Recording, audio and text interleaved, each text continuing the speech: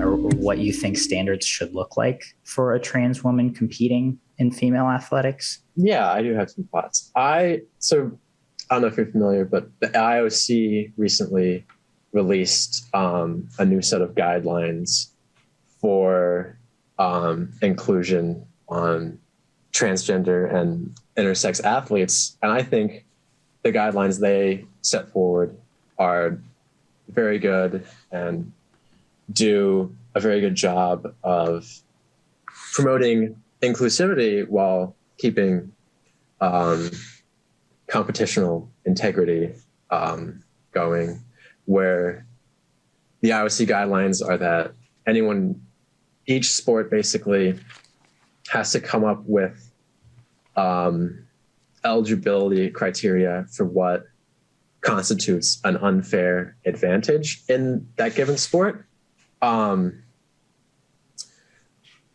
then everybody is able to compete in the category they're most comfortable with, unless there's a proven unfair advantage that they have.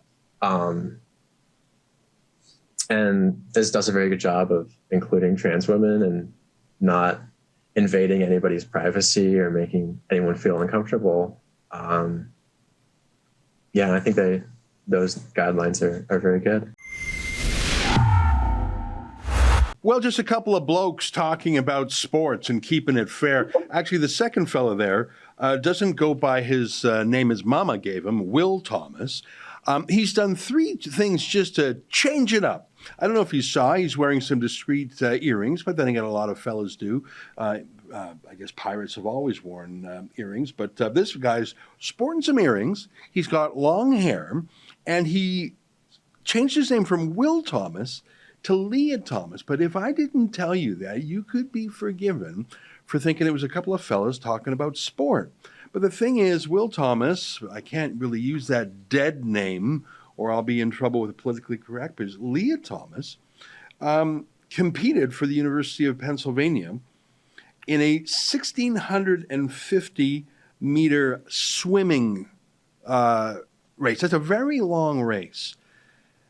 And he won by 38 seconds ahead of the second place contender, who was a biological woman. He's smashing records around America, new records, but not as a man, as a trans woman. Joining us now to talk about this, our friend Barbara Kay, columnist for National Post, Western Standard Online, and Epoch Times. Barbara, I'm not trying to be mean, but if you did not know that second person, I'm going to stop saying fella or bloke, if you didn't know that second person there was a trans woman, you would just say, okay, it's a guy with long hair and earrings. It's not rare these days. You would not even think for a second that was a woman, and yet he just is crushing all these female athletes in competition, isn't he?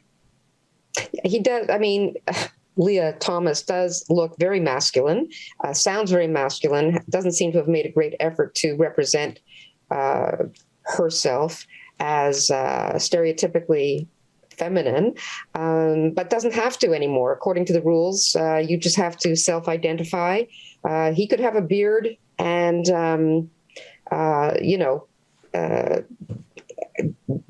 mean, he could look like any other man, and it wouldn't matter as long as he says the magic words, I self-identify as female. And yes, he's coming very close to the all-time records in female and in women's swimming, within a fraction or two of beating the all-time best records. he's just smashing. The other women are very discouraged and they feel humiliated, as well they should. The 38 seconds in swimming is 3 laps, and it might as well be another sport altogether. A couple of the things that he said in the interview about as long as you don't have an unfair advantage, I think his own record as a male swimmer, where he did okay, he was quite successful, but didn't set, he didn't set any records on fire, or he didn't come close to any records. The fact that that is his record as a male swimmer, against what he's doing now in the women's division is proof of an unfair advantage. And the other thing he said, he used the word integrity, that you can have both fairness and integrity. You can't, because in order to be fair, there has to be a women's division that really is about biological women. And the third thing he said is, these rules are made not to make anyone feel uncomfortable.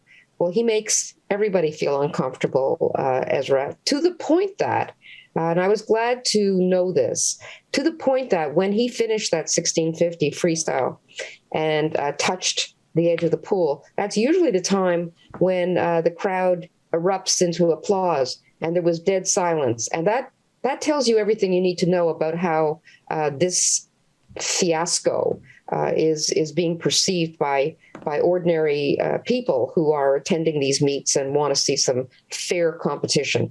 So the fact that nobody organized this protest, I mean, it is like a protest if you don't clap. And the fact that nobody organized it, but it was a kind of a collective response. Everybody felt they just couldn't clap. Yeah. Then they erupted into applause when the real winner, the first woman, came in. That tells you everything about how ordinary people are viewing this situation. I'm kind of happy about that because it seems to me like a kind of tipping point where people just are not accepting this anymore, and they're saying, "Look, this is too crazy.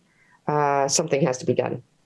Well, I have neglected to remind our viewers that you were the co-author with Linda Blade of the book Unsporting: How Trans Activism and Science Denial Are Destroying Sport.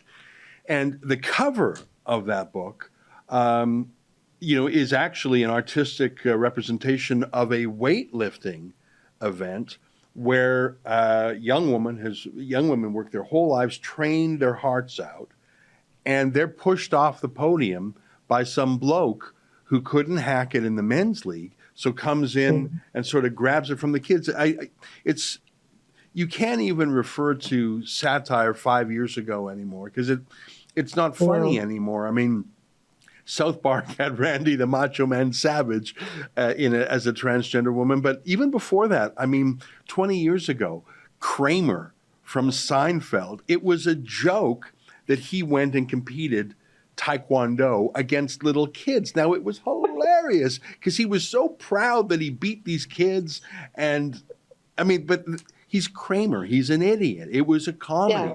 Yeah. But that's not even funny anymore because here you've got a Kramer character who looks just as masculine and out of place as Kramer did fighting those kids, but he's dead serious. Like, he's not saying, there's no punchline, there's no pause and then, he's bloody serious. So when you say, Barbara, that maybe this is a turning point, I say, who's going to turn it around? Like, there is no institution within sport. If the Olympics themselves, not clapping says a message, but if anyone were actually to speak out, they would probably be cast out of the competition as being unsportsmanlike. This unsportsmanlike bloke steals gold. And if you were to boo him, you would be kicked out for unsportsmanship. I'm sure of it. The athletes themselves, if they had protested, say, 6 months ago, or walked out or, refused to compete again, you're right, they would have been. That's an excerpt from my daily show, The Ezra Levant Show. Every day I do a monologue on the news of the day, then I interview an interesting guest, and then I read my hate mail. You gotta subscribe. Go to rebelnews.com.